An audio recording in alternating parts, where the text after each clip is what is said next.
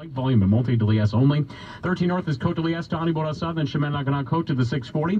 440 is thinning, it's Pinef to the 825, an earlier accident, the culprit for that earlier delay. Anjou to the tunnel for the La Fontaine 25 south, 25 north is just around De Mortagne to Beaubien.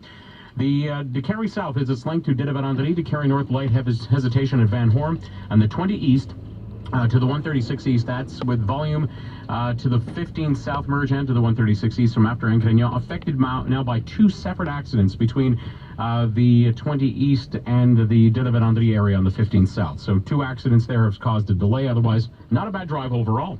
Now the traffic report in 10 minutes. Thanks very much, Jeremy Zaffron from the Home Run Traffic Center. Let's check in with the business desk and Tracy Johnson. Hello, Tracy. Sue. So the TD Bank has been reacting to this series of CBC stories on its sales practices and a new response today.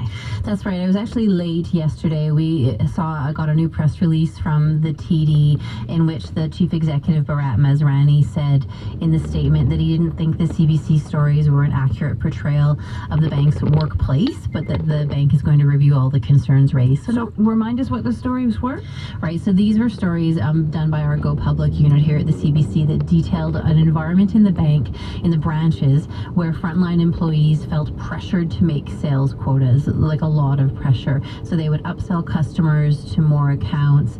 In some cases, a couple of employees admitted that they upsell or changed their accounts without their sort of permission, which is not necessarily is against the law, is what the employee suggested, and that they were doing it because of this fear that if they didn't reach their sales quotas, they would be disciplined or maybe even lose their jobs. Yeah. So it was a touch of the Wells Fargo story in the United States from last year was a very similar story, and that bank ended up getting fined, and it was a real hit to the bank's reputation, and that's why there's a real concern that something similar might happen here, and we had two Bay Street analysts downgrade TD's outlook because of that.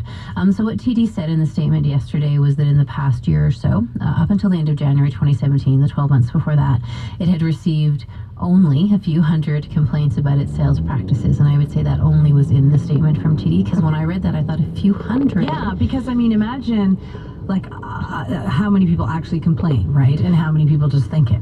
Right, and these are complaints just about sales practices, not about service charges or, any of other myriad of problems people sometimes have when they're doing their banking.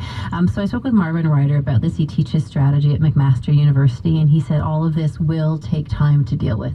If you had hundreds of letters, emails, and other kinds of correspondence, each one of those are going to have to be checked separately. It's not something that can be done quickly, but I think this is to stem the bleeding that we saw on Friday. The company's stock lost only $5 a share, but when you look at the number of shares outstanding, that's billions of dollars. Shares did bounce back a little bit today. They were up more than $1 at one point, but they're up at around 80-odd cents now.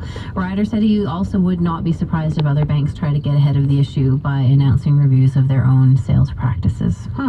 Well, power of the customer, I guess, and that's what Air Miles is reacting to as well. Yeah, so it's making some changes to its loyalty program to appease all the people that it annoyed over the past year or more when it worked toward having an expiry date on its Air Miles. So three things are changing. It will offer customer service 24 hours a day on Facebook and Twitter. It will be easier for people with fewer miles to access rewards, and the whole product catalog will be available to Air Miles members. I remember some of the stories from last summer. People would be like, so I have this many miles, and when I thought I had enough to buy this toaster or vacuum cleaner, but then when I actually finally got enough miles, that disappeared from the catalog. It became something you could only get if you had more miles. And so it's changing that as well. So there was quite a consumer backlash to Air Miles, speaking of the power of the customer, when the company announced a little while ago that its miles would expire after 5 years. They had to change that policy, but it just started this cycle of stories of people complaining, and the brand took a beating.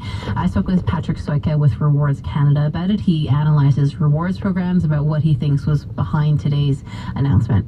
it is somewhat of a PR exercise. It's showing the consumers that they're trying, and they are. You know, they dug themselves into a pretty big deep hole last year, and they're trying to make their way out of it, and they're taking steps to do so, and this is just one of those steps. So we don't know whether Air Miles has lost clients over this.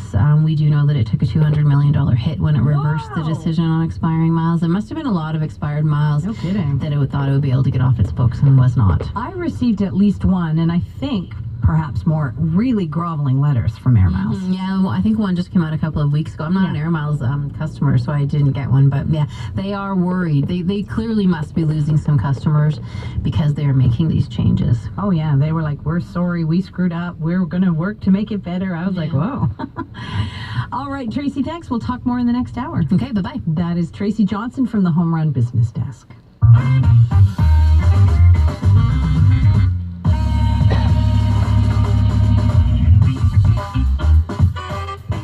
Frank Cavallaro joins us from the Weather Center. Frank, I can hear the wind starting to pick up in the Weather Center. Yeah, it is. It's getting quite windy here at the Weather Center. The system is getting closer. It's snowing in Toronto right now, where they're going to see 10 to 15 centimeters of snow. Partly cloudy tonight, increasing clouds by tomorrow morning, a low tonight minus 13. Snow, blowing snow, moving in tomorrow. I'd say the light snow kicks in by 11 a.m. noon. And intensifying throughout the afternoon. A high tomorrow minus 7.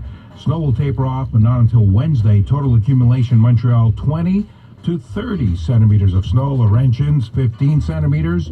East of us, possibly up to 50 centimeters of snow east and south of us.